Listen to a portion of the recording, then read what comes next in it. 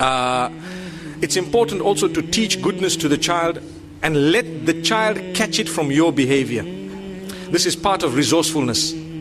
We've touched on it a little bit, but let the child catch it from your behavior. You know, how you treat your spouse, your child will treat his or her spouse in most cases. Some cases maybe not, but in most cases. So it's important for us, very, very important for us, to go out and to speak, or to make sure that the children that are witnessing us get the good example. They see, they learn from us. Go out of your way to address your spouse with respect, to utter words of goodness, words of love. Address with respect, you know. Listen to each other in a way that your children can see that, oh, when mom says something, dad gives it importance. So when I get married, I'm going to give what my wife says a lot of importance. Yes.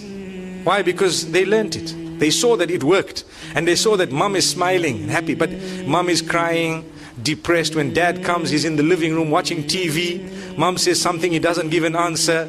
Then he starts screaming and yelling. Then he goes and complains to his friends on the phone, and he does this and so on. Children are watching. Believe me, they think that when you get married, well, she's just a worker. She's here to cook your food, and she's here for your mother to take control of. That's what they think, really. In a lot of homes, mothers take control of wives, of their children. So if I get married and my mother takes control of who I'm married to, is that why you were married? Well, if that's the trend we're set, then obviously it's the wrong thing, it's the wrong trend. We should have a good relation, but it must not be that. And we need to have a habit. I have a habit. I explain to my mom how much I love her. And I tell her, look mom, this is a line. Here's a beautiful line. Please don't cross it. There you are.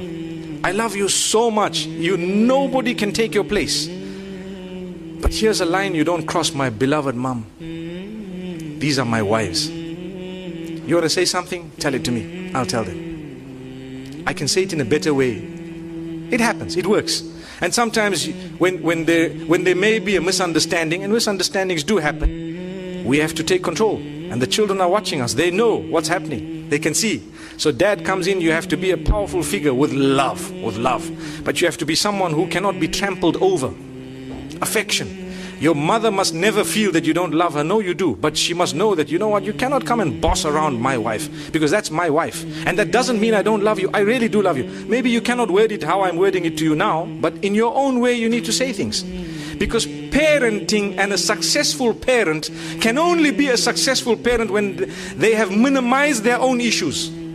I've got issues in my home with for a woman will tell you, I've got issues with my husband and with my mother-in-law and so on. How can you expect that woman to be a successful parent? There's going to be some form of shortage in her upbringing of her children, because she's busy with fighting her own battles.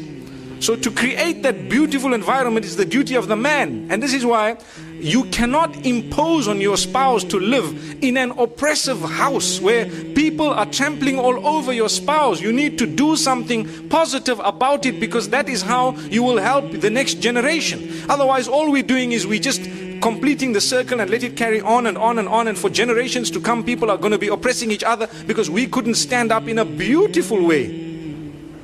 In a beautiful way. We're not saying go to the house and start creating a disaster. No, in a beautiful way.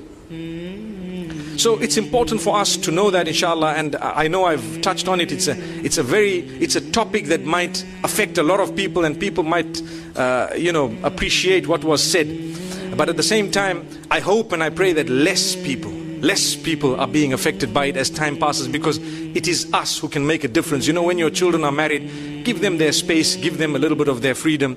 Make sure that you don't want to control every aspect of their lives and so on.